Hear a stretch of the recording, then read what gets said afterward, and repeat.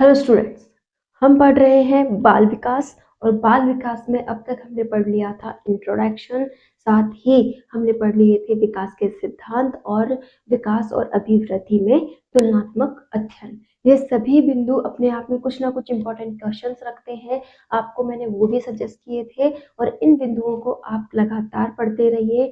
यकीन मानिए स्टूडेंट्स, जो क्लासेस आ रही हैं बस आप उतना उतना भी डेली अगर साइकोलॉजी को देते हैं, अगर आपको साइकोलॉजी से डर लगता है तो आपका डर दूर होता जाएगा और आपको धीरे धीरे करके साइकोलॉजी आ जाएगी। आप इसके साथ अपने अदर सब्जेक्ट जो भी आप पढ़ना चाहते हैं वो जारी रखें। बस इसे डेली आप जितना पढ़ाया जाए उसे 2-3 बार रिवाइज करके पढ़ लीजिए।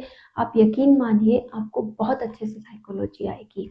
तो स्टार्ट करते हैं आज का वीडियो और जानते हैं वो इम्पोर्टेंट पॉइंट्स जो अब हमें पढ़ने हैं। आज हम पढ़ने वाले हैं कि जो विकास है उसे कौन कौन से बिंदु प्रभावित करते हैं। तो विकास को प्रभावित करने वाले कारक, इनमें सबसे इम्पोर्टेंट कारक में होते हैं वंशानुक्रम और वातावरण। पहले हम पढ़ेंगे वंशानुक्रम को। वंशानुक्रम की बात अगर हम कहें तो जो माता पिता से संतान को गुण स्थानांतरित होते हैं वो वंशानुक्रम से ही रिलेटेड होते हैं। सबसे पहले हमें वंशानुक्रम की प्रकृति को जानना चाहिए, उसके बाद हम जान पाएंगे कि किस प्रकार से हमें प्रभावित करता है। वंशानुक्रम में जैसा कि मैंने बताया कि माता पिता से गुणों के स्थानांतरण की बात यहाँ पर की जा रही है। तो जो माता की सेल है और जो पिता की सेल है वो जब निषेचित होगी तो एक नई सेल का निर्माण होगा जिसे जाइगोट कहा जा रहा है। ये बात हमने पहले भी की है कि जब युग्मक और युग्मक निषेचित होते हैं तो एक नया जीव बनता है, उसे जाइगोट कहा जाता है या युग्मनज कहा जाता है। एक सेल और एक सेल बनने वाली भी क्या है, एक सेल। तो यहाँ पर इन दोनों के गुण हमें प्राप्त होते हैं। ये जो सेल है इसमें 46 गुणसूत्र उपस्थित होते हैं, यानी कि 23 जोड़े गुणसूत्र। वही सेम कंडीशन किसके साथ होती है, माता के साथ। यहाँ पर भी 46 गुणसूत्र होते हैं यानी कि 23 जोड़े। यही मिलकर के क्या बनाती है, नई सेल बनाती है जिसमें भी 46 गुणसूत्र पाए जाते हैं। अब आगे की ओर समझते हैं। तो इन 23 जोड़े गुणसूत्र, आपको ये बात ध्यान में रखनी है। कई बार क्वेश्चन में क्या होता है, 23 लिखा हुआ होता है और हम उसे टिक मार्क कर देते हैं।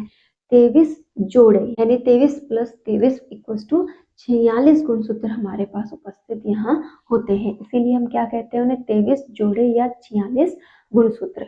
गुणसूत्र में ही जीन्स होते हैं, जीन्स में ही डीएनए होता है। ये कंफ्यूजन ज्यादातर स्टूडेंट्स को रहता है, कहीं वो गुणसूत्र लिखा हुआ पढ़ते हैं, कहीं जीन्स लिखा हुआ पढ़ते हैं, कहीं डीएनए लिखा पढ़ते हैं और फिर सोचते हैं कि कहाँ किसको सही मानूं। तो आपको कंफ्यूज नहीं होना है। पहले गुणसूत्र होता है, गुणसूत्र में जीन्स होते हैं और जीन्स में डीएनए होता है। तो ये डाउट अब क्लियर कर लीजिएगा। साथ ही एक क्वेश्चन और बनता है कि डीएनए का पूरा नाम बताइए। डीएनए का पूरा नाम होता है डीऑक्सीराइबोस न्यूक्लिक एसिड। क्लियर, तो ये भी आपको ध्यान में रखना है। अब बात करते हैं थोड़ा आगे। जो महिलाएं होती हैं उनमें 44 गुणसूत्र यानी कि 44 गुणसूत्र कैसे होते हैं, एक समान होते हैं, जिन्हें आत्म गुणसूत्र कहा जाता है या फिर हम कह सकते हैं ऑटोसोम।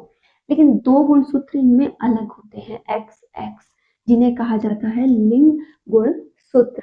जो लिंग गुणसूत्र होता है वही लिंग का निर्धारण करता है। इसी प्रकार पुरुष में भी 44 गुणसूत्र 44 गुणसूत्र कैसे पाए जाते हैं, एक समान पाए जाते हैं और 2 गुणसूत्र अलग होते हैं जो कि क्या है, एक्स और वाई, जिन्हें लिंग गुणसूत्र कहा जाता है। तो यहाँ तक का आपका डाउट क्लियर हो गया होगा। जो ये समान गुणसूत्र हैं इन्हें किस नाम से जाना जा रहा है, आत्म गुणसूत्र या फिर ऑटोसोम। और जो लिंग का निर्धारण कर रहे हैं, जो 2 गुणसूत्र अलग हैं, उन्हें किस नाम से जाना जा रहा है, लिंग गुणसूत्र के नाम से। क्लियर हो गया। एक और पॉइंट हम यहाँ डिस्कस करेंगे कि जाइगोट में 46 गुणसूत्र है, ये कॉमन बात है। लेकिन अगर इसमें थोड़ा बहुत भी कुछ कम हो जाता है, जैसे 45 हो जाए या फिर 47 हो जाए, अगर कम हो जैसे 45 हो जाए तो वहाँ पर हमें एक नई बीमारी देखने को मिलती है जिसका नाम क्या होता है, टर्नर सिंड्रोम। और अगर ये बढ़ जाए तो एक और प्रॉब्लम यहाँ देखने को मिलती है जिसका नाम है डाउन सिंड्रोम। आपको इनमें डीपली जाने की जरूरत नहीं है, बहुत से लोग इन्हें डीपली पढ़ाते हैं, लेकिन यकीन माने इतना ज्यादा इसमें नहीं पूछा जाता। आपको बस इनके बारे में पता होना चाहिए कि 46 तो क्या है, एकदम नॉर्मल कंडीशन है, लेकिन 45 होने पर, 47 होने पर क्या अबनॉर्मल कंडीशंस बन जाती हैं। तो 45 होने पर टर्नर सिंड्रोम और 47 होने पर डाउन सिंड्रोम यहाँ पर रोग उत्पन्न हो जाते हैं। अब चलते हैं थोड़ा आगे। देखिए अभी हमने कहा था 44-44 तो दोनों में ही समान है, लेकिन दो दो गुणसूत्र दोनों में डिफरेंट है और इनको ही क्या कहा जा रहा है, लिंग गुण। अब यहाँ पर जो लिंग का निर्धारण है वो इन्हीं गुणसूत्र पर डिपेंड करता है। जब मातृ कोशिकाओं व पितृ कोशिकाओं का जब निषेचन होता है तो जो 22 होते हैं गुणसूत्र वो तो क्या आते हैं, समान आते हैं कि 22 जो जोड़े हैं वो तो समान रूप से प्राप्त होते हैं, लेकिन एक गुणसूत्र यहाँ पर अलग प्राप्त होता है। मान लीजिए जब निषेचन हो रहा था तो Y और X गुणसूत्र ने निषेचन किया तो यहाँ पर क्या बनेगा, पुत्र। और अगर X ने निषेचन किया है तो क्या बनेगी, पुत्री। तो ये जो निर्धारण होता है ये पहले से ही निषेचन के आधार पर किया जाता है। और यहाँ पर एक और पॉइंट क्लियर हो रहा है, पुत्र एंड पुत्री की प्राप्ति किस पर डिपेंड कर रही है, पुरुष पर डिपेंड कर रही है, स्त्री में इसका कोई रोल नहीं होता है। तो ये सारी बातें आपको क्लियर हो गई। एक बार और थोड़ा सा रिवाइज करते हैं। तो ये बातें हमें पता है कैसे, कि जायगोट जो एक सेल है, यही सेल कोशिकीय विभाजन करते हुए, गुणित विभाजन करते हुए क्या हो जाएंगी, एक शिशु में बदल जाएंगी। शिशु से किस में बदल जाएंगी, बालक में। और बालक से किस में बदल जाएंगी, किशोर में बदल जाएंगी। तो यही क्या है, हमारे आधार को दिखाता है। इसमें कितने गुणसूत्र हैं, 46 गुणसूत्र पाए जाते हैं। क्लियर, 23 जोड़े बोल लो या 46 गुणसूत्र बोल लो, बात एक ही है। गुणसूत्र में जीन्स होते हैं, जीन्स में डीएनए होते हैं। तो आप इस तरीके से समझ सकते हैं, ये एक गुणसूत्र है, इसमें जीन है और इसमें डीएनए। महिलाओं में जो XX फैक्टर देखने को मिलता है, पुरुष में XY फैक्टर देखने को मिलता है। 44 गुणसूत्र दोनों में ही समान पाए जाते हैं। अगर 46 से कमी हो जाए, यानी कि 46 में कमी हो जाए, 45 हो जाए गुणसूत्र, तो टर्नर सिंड्रोम होता है। जबकि एक बढ़ जाए तो डाउन सिंड्रोम देखने को मिलता है। इसी के साथ जो लिंग का निर्धारण है वो पुरुष पर डिपेंड करता है कि अगर XX क्रॉस हो रहा है तो पुत्री होगी और XY क्रॉस हो रहा है तो पुत्र का निर्माण होता है। क्लियर हो गया वंशानुक्रम की प्रक्रिया किस प्रकार से होती है। अब हम जानेंगे वंशानुकरण के जो नियम होते हैं, इनमें सबसे पहला नियम आता है बीज कोश की निरंतरता का नियम। कि जो बीज कोश है यानी कि जीव द्रव्य है वो लगातार एक पीढ़ी से दूसरी पीढ़ी में स्थानांतरित होता रहता है। ये बात किसने कही है, बीजमैन ने कही है। याद रखना भी आसान है, बीज कोश का नियम किसने दिया, बीजमैन ने। तो जैसे ही आप नियम देखेंगे तो साइंटिस्ट याद आ जाएगा और साइंटिस्ट देखेंगे तो नियम याद आ जाएगा। नाम में कोई परिवर्तन नहीं हो रहा है। अब कहा क्या है इन्होंने कि जो बीजमैन है इन्होंने चूहे पर प्रयोग किया। इन्होंने चूहे की पूंछ काटी और लगातार उसके आने वाली पीढ़ी को देखा कि क्या आने वाली पीढ़ी में पूंछ कटी हुई चूहे पैदा हो रहे हैं, लेकिन ऐसा नहीं हुआ। वो वैसे ही थे जैसा कि उनको होना चाहिए था, पूंछ युक्त थे। क्लियर हो गया यहाँ तक। तो अब इन्होंने ये बात कही कि जो उनके अंदर जीव द्रव्य है वो एक पीढ़ी से दूसरी पीढ़ी में जा रहा है और उसके संकेत के कारण ही ये क्या हो रहे हैं, पूंछ युक्त पैदा हो रहे हैं। उनके पूंछ काटने का कोई भी प्रभाव नहीं होता है। क्लियर हो गया। अब देखते हैं नेक्स्ट, समानता का नियम। इसे दिया है सोरेनसन ने। जैसा कि नाम से आप इसे ध्यान में रख सकते हैं, समानता श और सोरेनसन स, दोनों को आप आराम से देख सकते हैं कि समानता का नियम किसने दिया, सोरेनसन ने। वहां आप पहचान जाएंगे। नाम क्या है इसका, समानता, यानी कि किसी न किसी की समानता की बात की जा रही है। तो यह नियम कहता है कि जो इंसान है वो इंसान को ही उत्पन्न करेगा, मतलब एक समानता बनी रहेगी पुरुष। साथ ही नेक्स्ट आता है विभिन्नता का नियम, जिसे दिया है डार्विन व लेमार्क ने।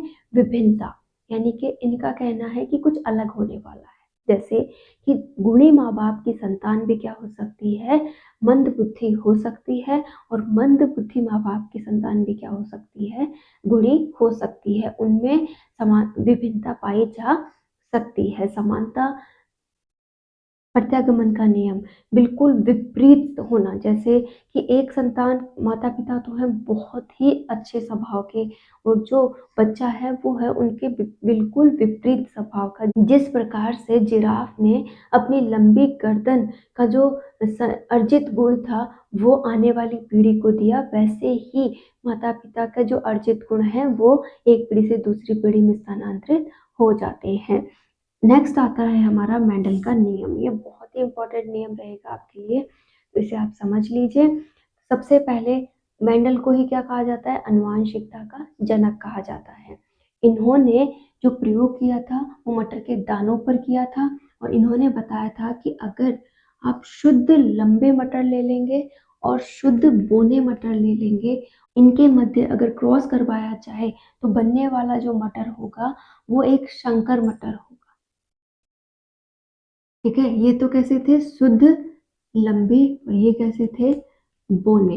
और ये बनने वाला कैसा होगा, संकर, यानी कि ये लंबा तो होगा लेकिन इसमें वो प्योर लंबे वाले गुण नहीं होंगे। इन संकर का फिर से क्या करवाया जाए, क्रॉस करवाया जाए। जो बनने वाले मटर होंगे वो किस प्रकार से होंगे, वो एक जोड़ा तो क्या हो सकता है इसमें, शुद्ध लंबे का, एक क्या हो सकता है यहाँ पर शंकर का, एक और क्या हो सकता है शंकर का, और एक क्या हो सकता है शुद्ध बोने का। तो इन्होंने कहा कि यहाँ पर हमें एक शुद्ध लंबा दिखाई देगा, एक शुद्ध बोना दिखाई देगा, और साथ ही दो शंकर लंबे भी दिखाई देंगे। ठीक है, तो ये जो इन्होंने प्रैक्टिकल किया, ये जो इन्होंने निष्कर्ष निकाला, इससे दो बिंदु कहे, एक स्वतंत्र छटाई का नियम और एक कहा था पृथक्करण का नियम, कि यहाँ पर हम स्वतंत्र रूप से उन्हें छांट सकते हैं। देखिए, एक पीढ़ी में गुण छुप गया था बोने होने का, ओनली फॉर हमें लंबा प्राप्त हुआ था, लेकिन दूसरी पीढ़ी में हमें लंबा भी, बोना भी और शंकर भी प्राप्त हुए, यानी कि इसीलिए हम इन्हें पृथक भी कर सकते हैं, और इनमें स्वतंत्र जो छटाई है उसका नियम भी लागू। इस प्रैक्टिकल को अगर आप चाहें तो इस प्रकार से अप्लाई करके समझ सकते हैं कि मान लीजिए पिता लंबे हैं और माता का कद थोड़ा छोटा है, तो इनसे जो उत्पन्न संतान होगी वो लंबी भी हो सकती है और बोनी भी हो सकती है। मान लिया वो लंबी उत्पन्न हुई, ठीक है, तो यहाँ पर पिता का गुण क्या हो गया, उसमें अधिक प्रभावी हो गया, लेकिन जो उसमें माता का गुण था वो इतना प्रभावी नहीं हुआ, लेकिन उसके आने वाली जो भी पीढ़ियां होंगी उनमें वो गुण जरूर देखने को मिलेगा। मैं आपको कंप्लीट साइकोलॉजी का कोर्स करवा रही हूँ, यहाँ पर मैं उम्मीद कर रही हूँ कि मैं कोई भी बिंदु जिससे कि क्वेश्चन बन रहा हो उसे मिस ना करूँ। साथ ही साथ ये निःशुल्क है, आप इजीली इसका लाभ उठा सकते हैं। आप अगर ऐप वगैरह पर पैसे खर्च कर रहे हैं तो उनको बचा सकते हैं, वो भी सेम यही बातें पढ़ाते हैं। बस आपको करना ये है कि ये जो बिंदु पढ़ाए जा रहे हैं इन्हें आप रेगुलर पढ़ें, समझें और बार बार रिवाइज करें, तभी चीज़ें याद होती हैं। और उसके बाद क्या करना होता है, प्रैक्टिस, थोड़ी बहुत प्रैक्टिस मैं आपको करवाऊंगी, और आपका जब टॉपिक कंप्लीट हो जाए तो आप इसको रेगुलर टॉपिक टेस्ट सीरीज देते रहें, चाहे आप ऑफलाइन दें चाहे ऑनलाइन दें, आपका टॉपिक दिन पर दिन स्ट्रॉन्ग होता जाएगा। आप बस उसे रिवाइज करते रहिए। और अभी एग्ज़ाम आने में टाइम है, जब तक मैं बहुत जल्द आपका सिलेबस भी करवाने की कोशिश